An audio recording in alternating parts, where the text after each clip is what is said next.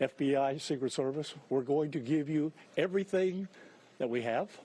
We're going to give you the latest updates. They're going to tell you what's going on with the investigation, everything. And then we're going to do a limited amount of questions. So make them good, right? Don't get into what if and all this. Get legitimate questions. We got it? Yes, sir. Okay, everybody ready? Yes, sir. Okay. We're here today to give an update on the investigation in regards to the incident at Trump International. With me is the U.S. Attorney, the FBI, and the Secret Service.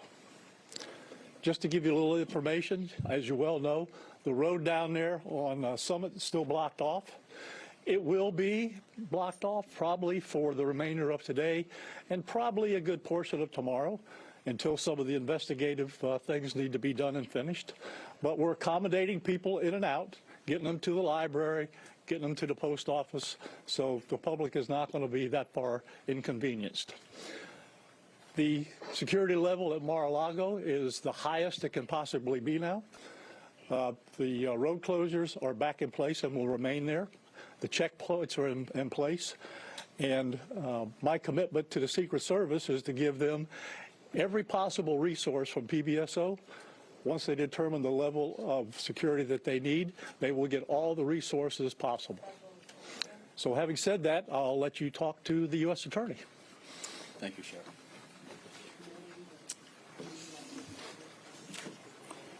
Good afternoon. Thank you for joining us today. My name is Mackenzie Lapointe. I am the United States Attorney for the Southern District of Florida. I want to start by expressing my deep gratitude to Sheriff Rick Bradshaw of Palm Beach County Sheriff's Office for hosting today's press conference and for his department's assistance with this matter. I'm truly grateful for your leadership, sir. I'm also pleased to be joined by our partners in federal law enforcement from the FBI and the United States Secret Service, and also from ATF. Joining us today for comments and announcements are Special Agent in Charge Jeffrey B. Veltri of the FBI Miami Field Office, and Acting Director of the U.S. Secret Service, Ron Rowe. I want to also thank the men and women in law enforcement who have been working around the clock in the initial phase of this ongoing investigation. Our partners include federal and local authorities who effectuated the apprehension of the defendant and have aided in ensuring federal charges were filed against him this morning. We're here to announce that Ryan Wesley Routh, 58 years old, of Hawaii, has been charged by a criminal complaint in the Southern District of Florida with firearms offenses related to an incident which occurred yesterday at Trump International Golf Course right here in West Palm Beach. Routh was charged federally with possession of a firearm by a convicted felon and possession and receipt of a firearm with an obliterated serial number. He had his initial appearance today before Magistrate Judge Ryan McCabe in the federal courthouse in West Palm Beach. According to the allegations in the complaint, a U.S. Secret Service agent walking the golf course perimeter saw what appeared to be a rifle poking out of the tree line. After the agent fired a service weapon in the direction of the rifle, a witness saw a man later identified as Ralph fleeing the area in the tree line. Ralph was later apprehended by officers from the Martin County Sheriff's Office in coordination with the Palm Beach County Sheriff's Office. The complaint alleges that in the area of the tree line from which Ralph fled, agents found a digital camera, a backpack, a loaded SKS-style rifle with a scope, and a black plastic bag containing food. The serial number on the rifle was obliterated. According to the complaint, Ralph was convicted of felonies in North Carolina in December 2002 and March 2010, and therefore was prohibited from possessing a firearm. The FBI is leading this investigation, this ongoing investigation. As the Attorney General stated earlier today, the FBI is continuing its investigation of this incident as an assassination attempt upon the former president. The investigation remains at its early stages. the entire Justice Department, including the FBI, the United States Attorney's Office for the Southern District of Florida, and the National Security Division are coordinating closely with our law enforcement partners to fully investigate and prosecute this matter. The charges we're announcing reflect a strong collaboration of the agencies represented here. The U.S. Attorney's Office, the Department of Justice, would be unable to carry forth our mission without the invaluable assistance of our federal, state, and local law enforcement partners. I would like to thank the Bureau of Alcohol, Tobacco, Firearms, and Explosives, and we have Chris Robinson here, Special Agent in Charge, and your Secret Service for the invaluable assistance they are providing, they have been providing. I would also like to recognize the Palm Beach County and Martin County Sheriff's Offices for apprehending the defendant. Again, without the local authorities to assist in those things, it would be literally impossible to accomplish the things we're able to accomplish on the federal side. I want to personally express my gratitude to the attorneys with the U.S. Attorney's Office for the Southern District of Florida and the Counterterrorism Section of the Justice Department's National Security Division for their nonstop work over the last 24 to 30 hours. Together, we will continue to work tirelessly to ensure accountability and the pursuit of justice. At this time, I will invite FBI Special Agent in Charge Jeff Veltri to the podium. After Special Agent in Charge Veltri completes his remark, Acting Director of the U.S. Secret Service, Ron Rowe, will provide remarks before we open the floor for a few questions. On our end, given that this is a pending matter before the court and the investigation is ongoing, all comments will be limited. Thank you very much.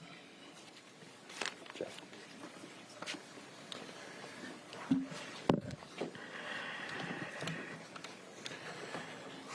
Good afternoon. For a quick introduction, my name is Jeffrey Veltri, FBI Special Agent in Charge for the Miami Field Office. The FBI immediately responded to the scene here in West Palm Beach, Florida, and we are investigating this matter as an apparent assassination attempt of former President Trump. We view this as extremely serious and are determined to provide answers as to what led up to the events which took place. I want to emphasize we're just a little over 24 hours into this investigation, so we're going to provide as much as we can publicly while our investigation is still ongoing.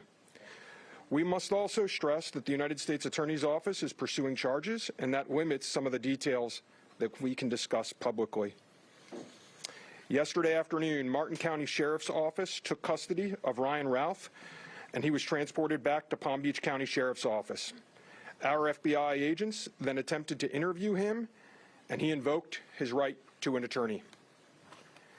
In the last 24 hours, the FBI and our partners have been dedicated to investigating the incident and utilizing all available resources. These efforts have included our investigative team and the United States Attorney's Office for the Southern District of Florida, in conjunction with DOJ's National Security Division, are actively working hand in hand to pursue and subsequently execute search warrants. Thus far, the warrants include a video recording device, subjects' cellular devices, a vehicle, and other electronic devices located at previous known addresses. We are coordinating with the United States Secret Service to complete numerous interviews of agents on scene. We have also interviewed 7 civilian witnesses at the scene, and that is just the beginning. Our FBI's Honolulu and Charlotte field offices have initiated interviews of several family members, friends, and former colleagues of the subject. FBI has deployed several specialty teams and assets from FBI headquarters and our lab division in Quantico to include evidence and critical incident response personnel. The evidence response team is collecting and processing multiple evidentiary items. These range from the rifle, which is an SKS model with a scope and obliterated serial numbers, to 2 bags, the subject's electronics, and what appears to be ceramic tiles. DNA has also been collected from those items, which are being sent to Quantico for testing. We will also process the subject's vehicle for evidence. The Cellular Analysis Survey Team, what we refer to as CAST, conducted thorough analysis of the subject's cellular device locations.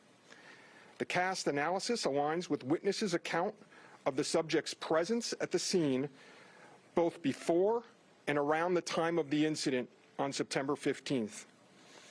More specifically, we're continuing to conduct analysis and will be compiling the subject's movements in the days and months leading up to September 15th.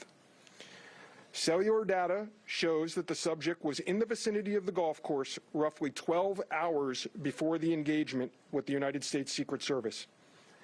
Our investigative teams conducted a neighborhood canvass in an effort to collect and obtain relevant video footage. The subject had an active online presence, and we are going through what he posted and any searches he conducted online.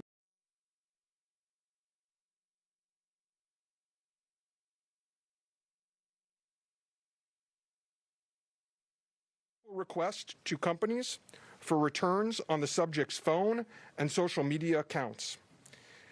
We received several returns and are waiting on additional responses from other companies as well. Our investigative team is completing analysis of the returns and actioning leads as needed, and we anticipate continuing until the FBI knows the full totality of the subject's social media presence. By way of his background, in 2002, as the United States Attorney mentioned, the subject was charged and convicted in North Carolina for possession of a weapon of mass destruction.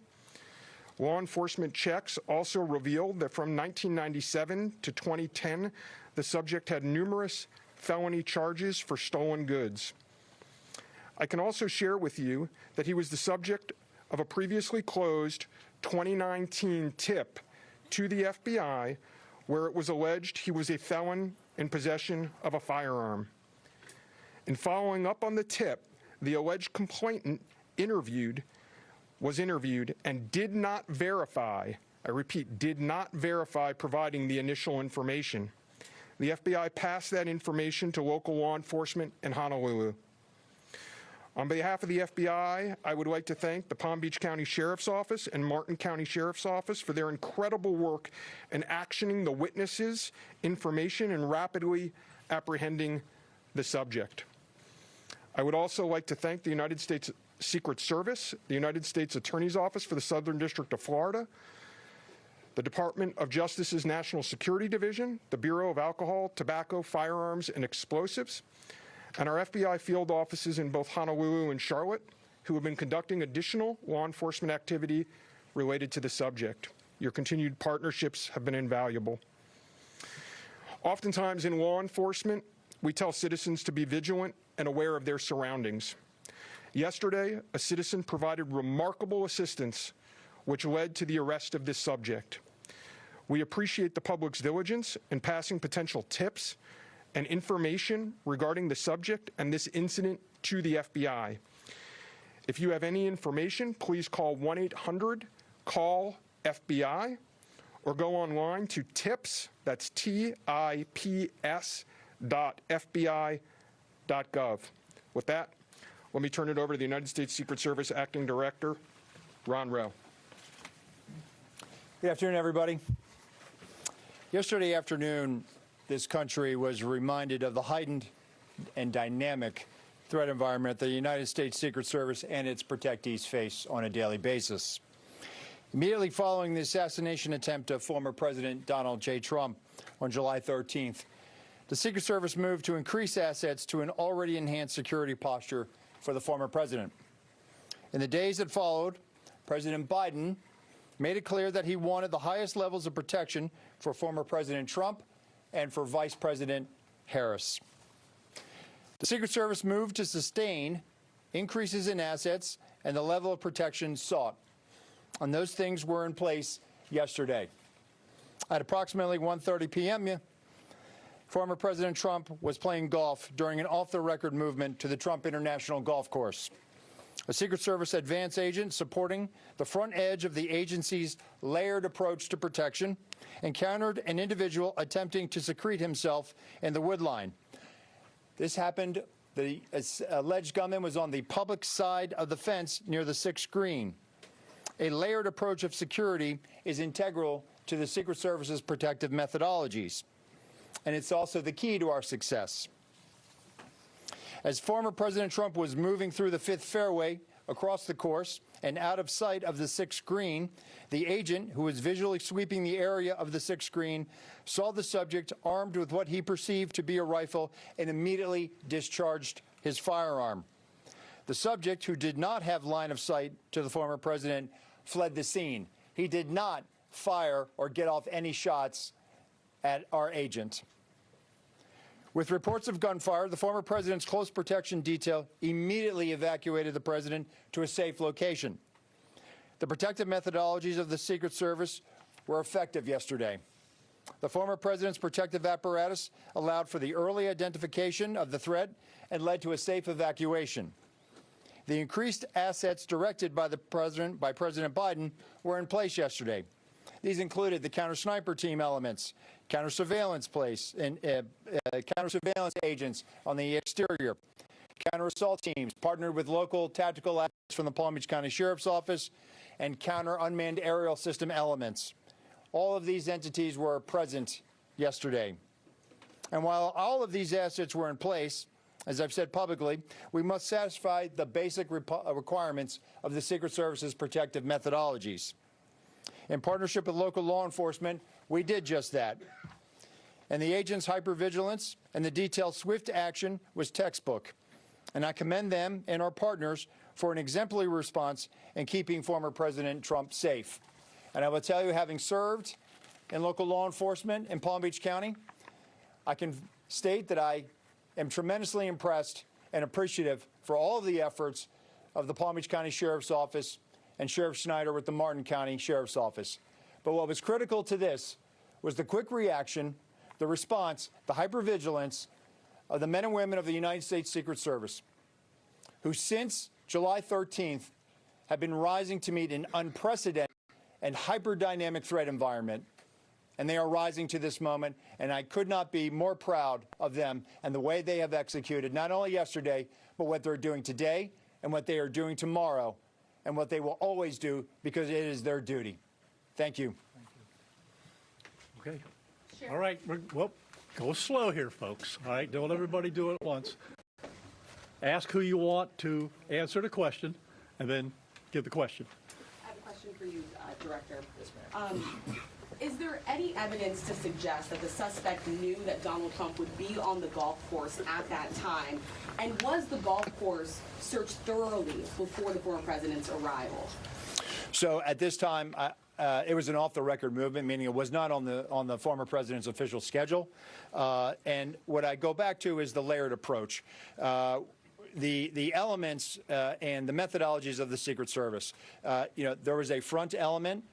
It did its job in sweeping ahead of the president. That's what identified this individual who was in that wood line. And the swift action of that agent doing his job, pushing out ahead, sweeping while the president was behind him several hundred yards and several holes away, out of sight from the gunman, did his job. And that was what alerted the detail, and the swift action is what triggered that. First question, was there any evidence to suggest that the suspect knew that Donald Trump was going to be on that golf course at that time? Based on what I know now, and it's an active investigation, I don't have any information on that.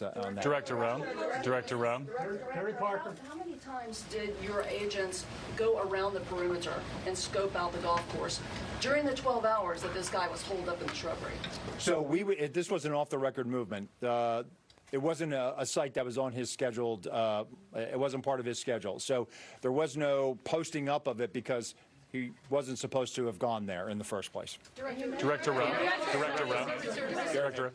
Have you briefed former President Trump on your findings so far, and has his campaign asked for any changes in his security going forward after yesterday?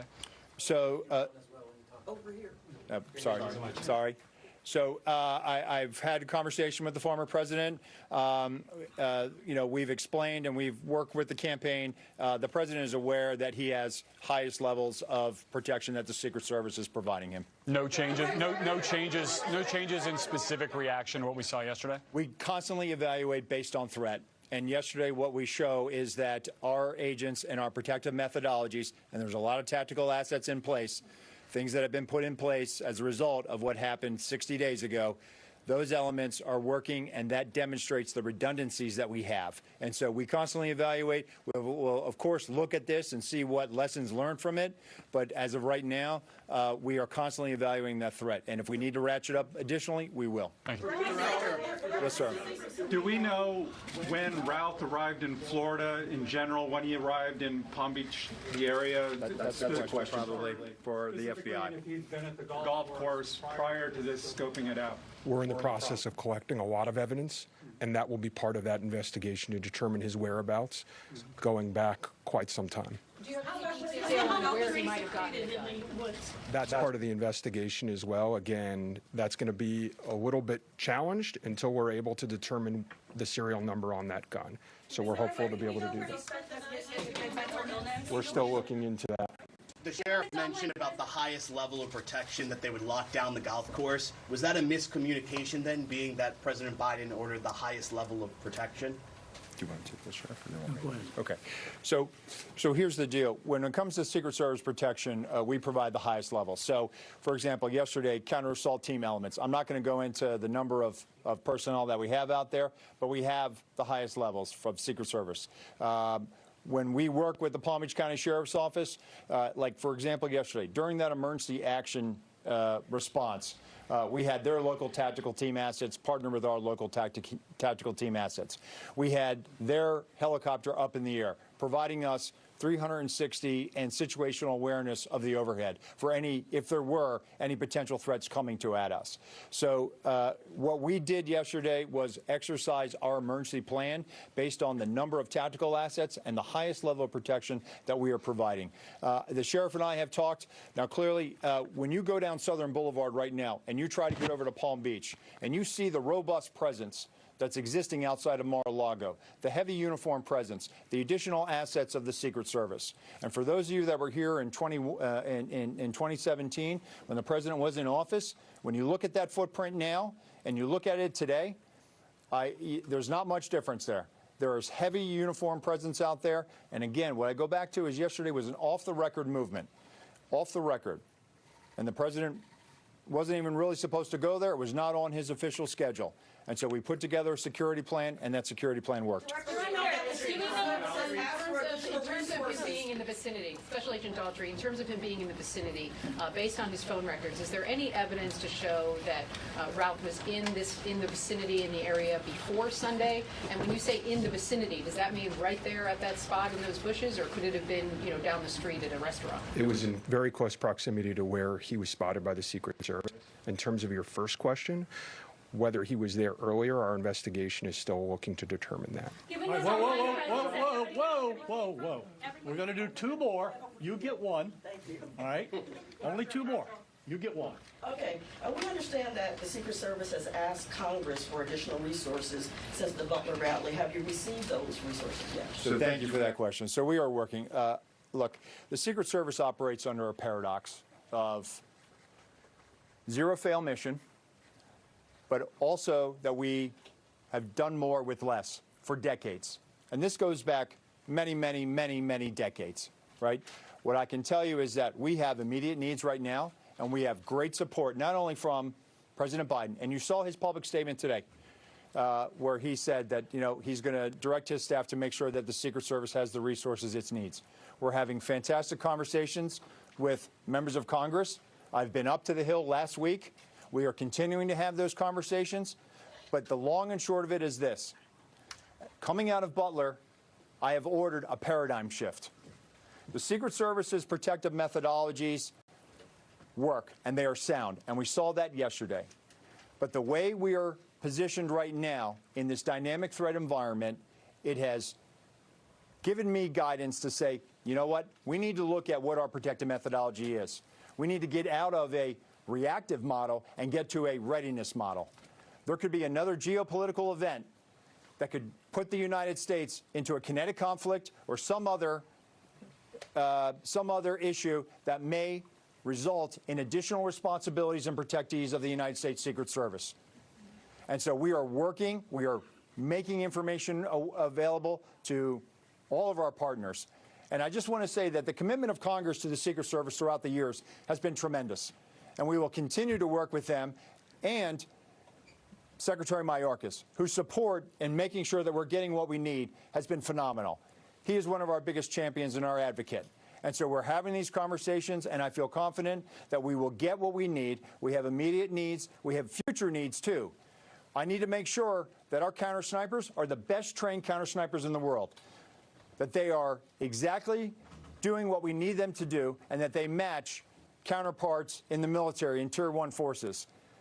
And right now, we are working with Congress to make sure that we get those for our training facility. We also have a necessary need to make sure that we're getting the personnel that we have. And that requires us to be able to have the funding to be able to hire more people. You can't just give me money and say, hey, we're going to make sure that everybody gets overtime. Because the men and women of the Secret Service right now, we are redlining them. And they are rising to this moment, and they are meeting the challenges right now.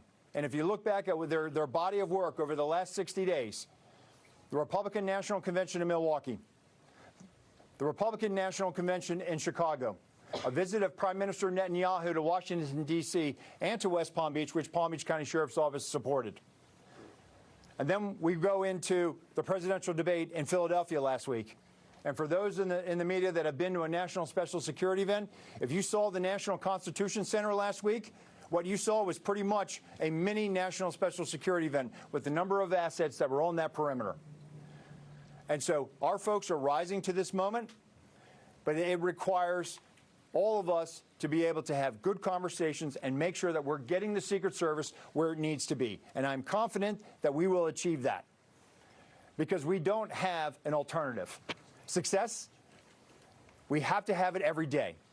We cannot have failures. And in order to do that, we're going to have some hard conversations with Congress, and we're going to achieve that. Last question, one more. The special agent in charge of the FBI, Yes, sir.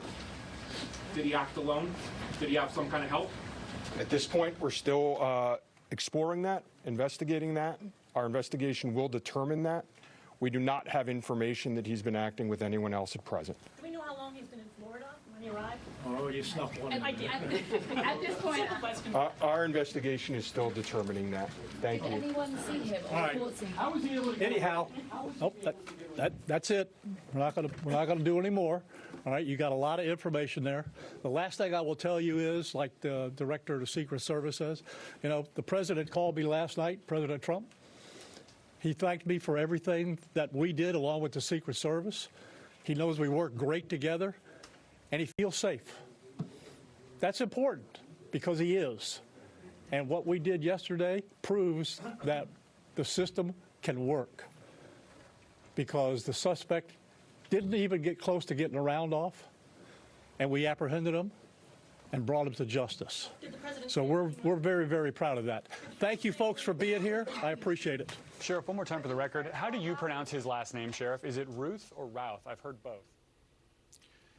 I say Ralph. But all right, that news conference now breaking up in Palm Beach, Florida, where federal officials meeting with reporters describing what they have regarding Ryan Ruth, the suspect who was apprehended yesterday, believed to be right now the lone operator in an attempt on the life of former President Trump. The Secret Service acting director Ronald Rose saying the security plan worked. He defended fiercely Secret Service actions yesterday that began with an agent opening fire on someone who apparently was holding a gun that flushed the man away from the scene, and later, based on a tip from a civilian and a photograph of the suspect vehicle, they were able to track him down and safely bring him into custody. We got some new detail there, in fact, regarding that encounter with the first agent and the suspect. The Secret Service saying that he did not, meaning the suspect did not have a line of sight. In other words, was not in a position to have fired a weapon effectively against the former president. He talked a lot about the dynamic threat environment the Secret Service currently encounters. as it looks to secure numerous candidates and their families and support during this, of course, busy season as we count down toward the presidential election in November. I want to go straight to Garrett Haake. You heard him at the news conference. First of all, did you get the answer on how it's pronounced? I didn't, Lester. The sheriff said Routh, but at the courthouse earlier today it was Ruth. So that at least remains an open question. What we did get today was a robust defense of the Secret Service and their protocols. The acting director calling this a success. He talked about the layered process by which the Secret Service handles what are called these off-the-record events, and described an agent shooting first and asking questions later, essentially having seen that gun barrel poking out before former President Trump would have even been in sight of the person hiding in the woods. That's setting off this chain reaction law enforcement response. The Secret Service director saying that agent and local law enforcement who apprehended the suspect just a short time later did everything right in this instance. What the Secret Service acting director didn't answer was my question about what changes might still be forthcoming for Donald Trump and his protective detail. You heard at the start of this news conference that the security at Mar-a-Lago is as tight as it can be. And indeed, I covered the former president when he was the president down here. The footprint around Mar-a-Lago looks very much the same as it did at that time. But what is that going to look like during the course of a presidential campaign? What is it going to look like as the former president continues to go about his daily life here in South Florida and in other places? The acting director would only say that that is going to be an ongoing process of evaluation. Likewise, from the FBI special agent in charge who spoke, an ongoing process to determine exactly how long this individual, the suspect, was in Florida and in position, and whether or not, although the FBI director, or excuse me, the FBI special agent seemed to indicate they believe the answer to this question is yes, whether that person worked alone. So, Lester, a lot still to come in this investigation. All right, Garrett, thanks very much. Let me bring in Justice and Intelligence correspondent Ken Delaney. And Ken, we know the suspect appeared in federal court today being charged with weapons violations in this case. Are those simply initial charges that gives them the authority to hold him while they continue to pursue facts about the apparent assassination attempt? That's certainly likely, Lester, because there are other charges on the table here, including potentially assaulting a federal officer and even conspiring to assassinate a former federal official. Look, there wasn't much new information revealed in this briefing, but they did fill in a few blanks. One, they said that the suspect is not cooperating and has asked for a lawyer, so is not answering questions from law enforcement. Secondly, they confirmed that he never fired his weapon. He never got off a shot. And as you pointed out, they said he was never in line of sight with Donald Trump, who was playing the previous hole. They said that the suspect was around the 6th green and Donald Trump was on the 5th fairway. They also revealed that he was the subject of a previous complaint about a felon in possession of a firearm back in 2019 when he was living in Hawaii, but they said that the complainant didn't stand that up, so they were not able to determine the truth of that and didn't take it further. And they said, as we learned in the criminal complaint, that he had been convicted of felonies, and that's why he's charged right now with being a felon in possession of a firearm, including a charge of possessing a weapon of mass destruction back in 2002 in North Carolina. They did not explain what that was all about, Lester. All right, Ken, thank you. NBC's Marissa Parra is in Greensboro, North Carolina, where the suspect once lived. Marissa, we heard a moment ago from one of the officials there that they are planning to look into his previous residences, his experiences. What are you hearing down there? Right, Lester. Well, public records show this was one of the places Ruth once called home. In fact, we just spoke to a neighbor just a few minutes ago. This neighbor says she has not seen him living here in Greensboro, North Carolina in 3 to 4 years, but she lived next to him for almost 2 decades. She said she never had any issues with him. She actually never heard any type of political statement made by him, but she said and described what she thought were odd behaviors and said she had seen him in possession of firearms, specifically rifles. And as Ken just mentioned, he has racked up an extensive criminal record in the decades that he lived here in North Carolina. Over 100 criminal counts filed against him, several including firearms. And as we have talked about, he has a vocal social media presence. We know that's something law enforcement was just talking about. He was very vocal about his support for Ukraine and, of course, very politically vocal as well. He had posted in 2020 that he had backed the former President Trump in 2016, but then flipping and posting criticism against the former president, saying saying, quote, that he was a disappointment and adding, quote, I will be glad when you're gone. So all of these things, as we know, Lester, you're seeing one of those posts there. We are pouring through his background, reaching out to everyone who knew him, reaching out, looking online to see about his social media footprint, and of course, law enforcement doing the same, Lester. Marissa, thanks. Let's bring in our senior Washington correspondent, Hallie Jackson. Hallie, all this, no mention of politics, but it certainly surrounds all of what we're witnessing right now.